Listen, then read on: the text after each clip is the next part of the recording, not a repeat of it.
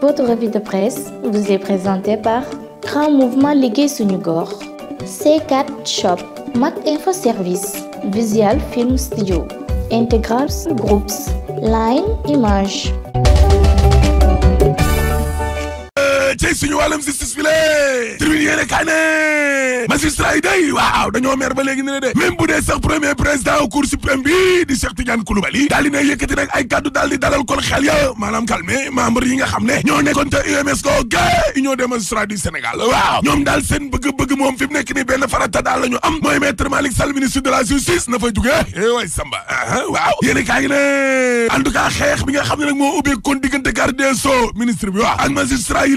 daal di ne tax nag ba premier président cour suprême daal di ne yëkkati kaddu xamal ministre bi carrément ne ko am na foo xam ne nag mënoo faa yegg waaye jox na tamit ay conseil ay naataango magistrat am termine yéene kaa ne waaye loolee calmé wul ba léegi ne les magistrats yi déedéet parce que gis nga comité de ressort bi nga xam ne moo nekk ca Thiès te kii di président UMS Souleymane Teliko di fa liggéey moo ko Ndakaaru Ndiaye Jël Diop ak comité de ressort bu Ziguinchor bu Saint-Louis ak bu Kaolack yëpp daal ñoom daal kaddu gi daal lenn la mooy maître Malick Sall mi lé na ko fa Macky Sall jëlee waay samba ba nar naa miti enquête yéene kaay ne dana miti de parce que nag gis nga coowal Souleymane Teliko mi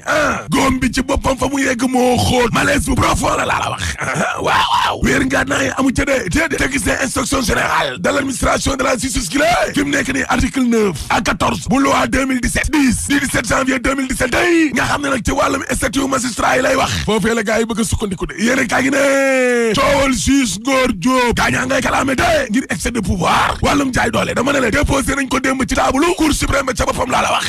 libération yi ne kaay na dëgg la gis nga Ngor Diop moomee moom monsieur le juge waaw nee na mbirum jaay doole ci boppam kon lañ ko def laa la wax te gis nga nag bu ñu sukkandikoo ci maître Ousmane Seye ak ñama àndal nee na ñu procureur général day ñoo ko téléphoné moom àttekat xamal ko carrément ne ko ministre de la justice day nee na nga libéré kii waay samba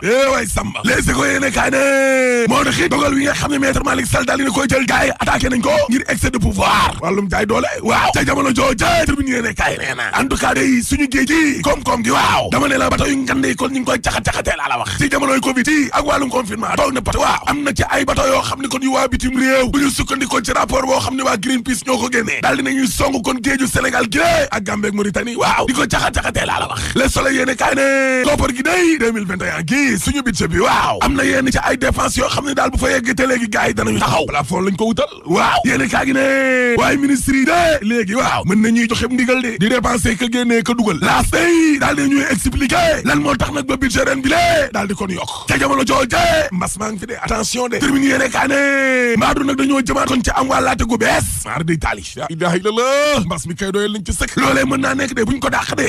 bu ñu sukkandiko ci docteur Abdoulaye Bousso nee na gis nga xew-xew yi nga xam ne kon dafay dajale ay doomu aadama dama ne la risque la docteur Bousso yemu ca ndaxte nee na ginnaaw màggal Tuubaa gi lée danañ ca xam nag lu leer nañ ci semaine yii di ñëw rawatina fukki fan ak ñeent yi ci fan yii di ñëw ni lée waaw danañ ca xam lu leer yéeni kaa gi ne li leer ba leer day mooy démb day sant yàlla kenn deewul fukk ak juróom benn dong ñoo ko am cas importé grave yi lée wàññeeku na cay mbas na gis nga corona ji lée waaw lu ëpp ñeen fukki million ci ay doomu aadama ci diwaanu Afrique gi lée ndool gu mitee mi ngi leen di yot laa la wax Walf Fadjri ne de waa banque mondiale kay nee nañu musiba mbaaba kumba bu raw boobee mën naa am laa la wax la ilaha illallah tey jamono jooje ñañu génnee kon ca terme sud ca Wakaam gale sonn nañu de lool Le Quotidien yéene kaa ne Sidiki Kaba kay daal dinay dëggal nañ njabootu militaire yoo yee dañ fay jóge de jëlee nañ leen fa boog soobili ne suuf soosee nga xam ne moo ne ca Wakaam waaw président Macky Sall lu ci tolloo fukki hectare ak juróom yu terme sud googu daal dina koy jébbal nag armée baax waay samba nee nañ leen armée bi yéen jël leen lépp waa komi ko lambi leen feneen yéen ñi nga xam ne yéen leen fi jëlee dëkkalaat leen réew mi Quotidien ne dëkkalaat nag juróom ñaar fukk ak juróom-ñeent 79 familles yooyu nga xam ne ay militaire lañ woon day Sidiki Kaba waaw daal dinay dëggal nag juróom-ñetti téeméeri millions yu président Macky Sall ca jamono jooje critique yéene kay nee na Barsak ak Balzak gaa ngi am ba léegi ni leen xoolal Ibou Sakho ñamu doon yóbbu kon ca Mbuur lañ leen jàppee dëgg la kañ ne woon nañ leen ko jàpp ate ko Walf Fadjri ne condamné nañ ko kay te ne ko fi créé bi def lu ni mel via Aïdara la journaliste waaw waa ji génne na ca pataaralam nga dee parce que moom via Aïdara mi lée nee na benn partie wu matériel am ba day ma nga ca El Hadj Ndiaye 2STV la ilaha illallah déet waay via Aïdara Kararaane maa leen wax li lée Sud Quotidien ne gis nga alliance électorale parti démocratique sénégalais ak Pastef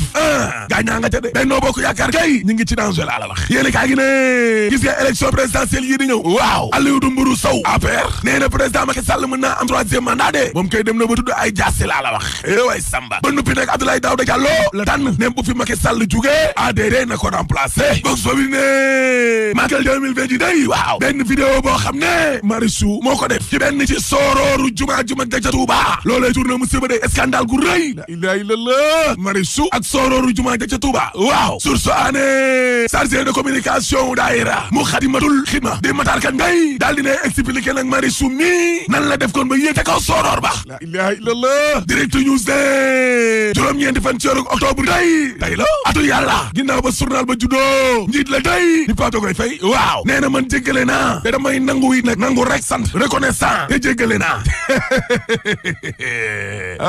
Pape Diogoye Faye ak loo jéggale ñun suñu alalu pétrole ji mënuñu ko jéggale de déedéet parce que suul gaz du ko tere xeeñ te 3e mandat dañ ko fiy tere rek boo paree ma ne la alaaji tëj. Votre revue de presse vous est présentée par Grand Mouvement Liggéey Suñu Gox, C4 Shop, Mac Info Service, Visual Film Studio, Integral Groups, Line Image.